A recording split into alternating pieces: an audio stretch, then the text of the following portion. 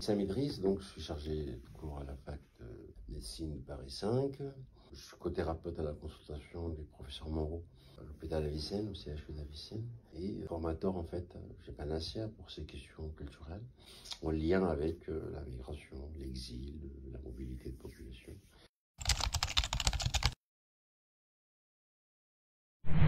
Le plus important effectivement pour les soignants, c'est de se construire une représentation de la différence culturelle, donc de l'altérité culturelle. C'est-à-dire qu'il ne faut pas qu'ils sachent tout de la culture de l'autre, on ne peut pas connaître toutes les cultures du monde, c'est même pas nécessaire.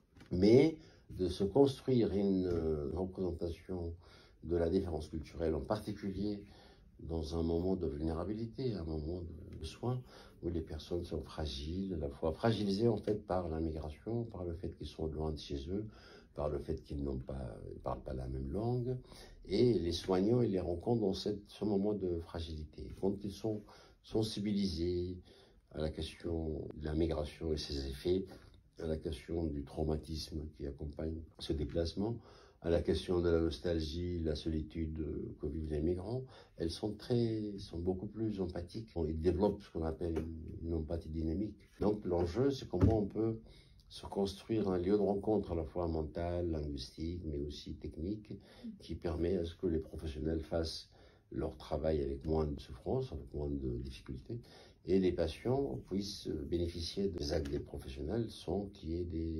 régressions ou des conflits ou des souffrances de plus de ce qu'il y est déjà induit par la maladie et la migration.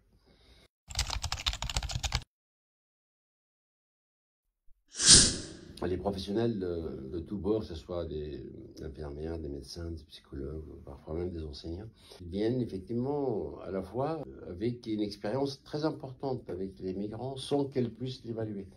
Autrement dit, ils ont déjà un parcours qu'ils ont fait avec des patients qui viennent du monde entier en fait.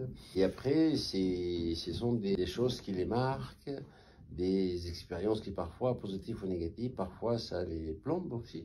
Donc le moment où on vient ici, non seulement effectivement on a un apport anthropologique, culturel, migratoire, qu'on leur donne, se préparer effectivement avant leur arrivée, et c'est en déployant ce contenu eux-mêmes comprennent certaines choses, et parfois ils renoncent à poser la question parce que dans le déroulement de la formation, ils auraient compris le pourquoi c'était passé comme ça avec tel patient, tel patient, tel patient. Le deuxième intérêt, c'est qu'ils arrivent ici, dans la formation, à évaluer à juste titre, d'une manière correcte, leur expérience avec les patients qui viennent d'ailleurs, parce que tant qu'ils sont à l'œuvre, ils ont le nez dans le guidon, ils ne peuvent pas apprécier leurs propres œuvres avec les patients.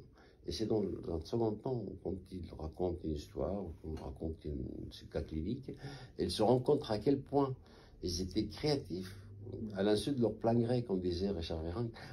Et ça permet effectivement à ce que la personne, non seulement de se rassurer de sa pratique, mais en même temps de comprendre que l'universel, en fait, ça se découvre dans la rencontre avec l'autre.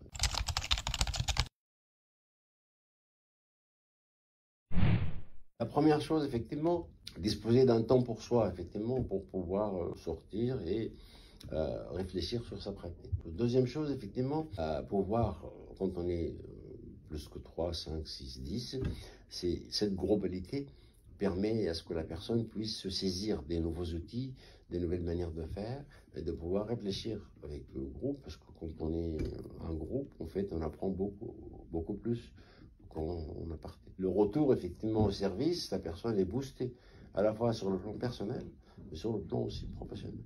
Et pourrait être, comment dirais-je, introduire des nouvelles manières de travailler avec l'équipe, dans l'institution, dans le service, mais en même temps permettre justement à ce que les pratiques professionnelles puissent évoluer en fonction de ce qu'on accueille. Donc les pratiques évoluent en fonction du public. Les institutions s'adaptent en fait aussi. Ça nous permet aussi d'apprendre plus sur l'autre et d'apprendre plus sur nous-mêmes.